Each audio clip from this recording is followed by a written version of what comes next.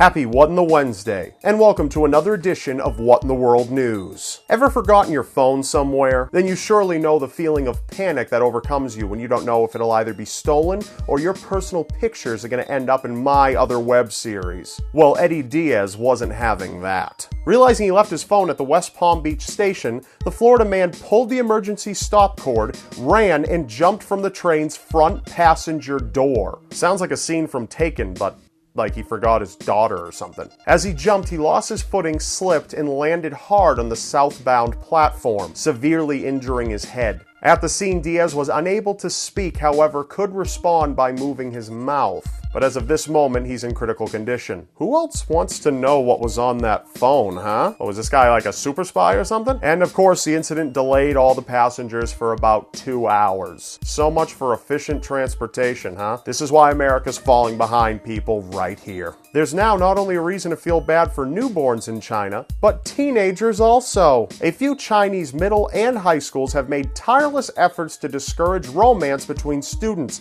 threatening those who break the rules with severe punishment. Apparently, you don't only have to be born female in China to be a disgrace anymore. Some rules dictate that two students of the opposite sex may not come any closer than 1.5 feet distance from each other. Other rules stipulate that they may not walk in pairs and must avoid close interaction. Of course, that last part has absolutely no definition, so it could mean anything. At a population of 1.35 billion people, most people are just able to poke fun or laugh off the ban, ultimately believing that it will be ineffective. Yeah, this is China we're talking about, people. If you don't listen up, they're going to start stitching up and chopping off, if you catch my drift. London's finest sprung into action recently to rescue a man from the clutches of his evil kitchen appliance. The fire brigade was called to the home of an elderly man who had managed to get his penis stuck in his toaster.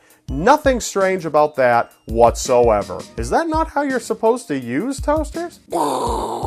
At this time, it's still unknown as to why the man felt the need to rape his defenseless kitchen appliance, but this kind of thing isn't actually that uncommon. As according to reports in the last 3 years, London's finest had to be called to assist in the following: 18 incidents involving children with their heads stuck in potties or toilet seats, 5 incidents involving people's hands being stuck in shredders, 79 incidents involving people being trapped in handcuffs, 9 instances of men with rings stuck on their penises, 4 incidents where people had their hands stuck in blenders, and 17 incidents involving children with their fingers stuck in toys, including one with a Lego stuck on his finger. Legos aren't only dangerous to feet, you know. And it's actually under speculation by the police themselves that the large number of handcuff trappings is actually attributed to the release of 50 Shades of Grey. It's a book, people. Would you calm down a bit? Honestly, I think this will be the only time I ever say this, but I really wish some people couldn't read. And now it's time for our topic of discussion. Do you believe that teenage romance is a pointless thing that should be discouraged? Or do you believe it's all a part of the grand experience of growing up? Comment below and explain your reasoning. And that's it for this episode of What in the World News. Ever see a news story that makes you WTF? Become a What in the World News correspondent by sending any tips to me, either through my Facebook fan page or my Twitter, which are both linked in the description below. And I deeply appreciate if you would thumbs up and favorite this video. And what I would love more than anything in the world would be if you would subscribe to my channel. And I'll see you next What in the Wednesday.